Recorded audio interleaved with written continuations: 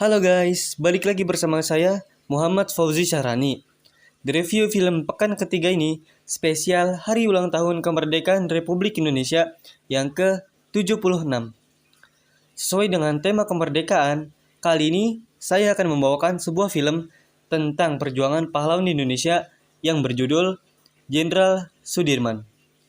Pada film ini, cerita berfokus pada perjuangan Jenderal Sudirman dalam mempertahankan kemerdekaan Indonesia. Kisahnya bermula ketika Belanda secara sepihak memutuskan perjanjian Renville dan menghentikan gencatan senjata. Pada 19 Desember 1948, Jenderal Simon Spoor yang diperankan oleh Erik van Loon memimpin agresi militer II dengan menyerang wilayah ibu kota Indonesia saat itu, Yogyakarta. Presiden Soekarno yang diperankan oleh Baim Wong dan Muhammad Hatta yang diperankan oleh Nugi juga ditangkap dan diasingkan ke Pulau Bangka. 3 hari berselang, tepatnya pada tanggal 22 Desember 1948, Jenderal Sudirman yang diperankan oleh Adipati Dolken keluar dari Yogyakarta dan memimpin perang gerilya dari dalam hutan.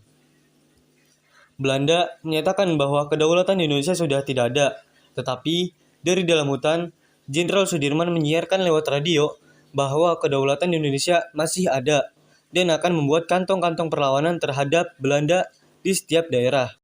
Ia membuat Jawa menjadi medan perang gerilya yang luas dan membuat Belanda kehabisan logistik dan waktu. Merdeka! Merdeka! Merdeka! Merdeka! Merdeka! Sebenarnya saat itu, Jenderal Sudirman sedang mengalami sakit tuberkulosis atau TBC yang membuat paru-paru beliau hanya berfungsi 50% saja.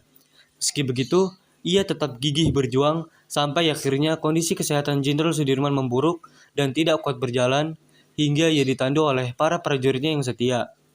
Berulang kali, Jenderal Sudirman dan para pasukannya hampir tertangkap oleh pasukan militer Belanda.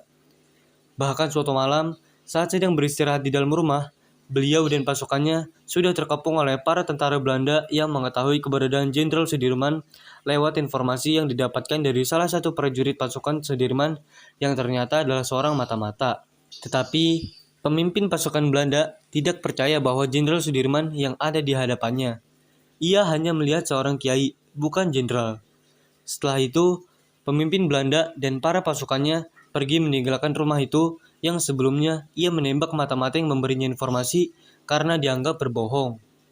Pada akhirnya, Jenderal Sudirman menghentikan perang gerilya setelah ditandatanganinya perundingan Romroyen pada tanggal 7 Mei 1949. Jenderal Sudirman wafat di Magelang pada tanggal 29 Januari 1950 karena penyakit paru-parunya yang kian parah. Ya mungkin segitu saja pembahasan saya dalam review film Jenderal Sudirman. Sampai bertemu di next video minggu depan. Bye.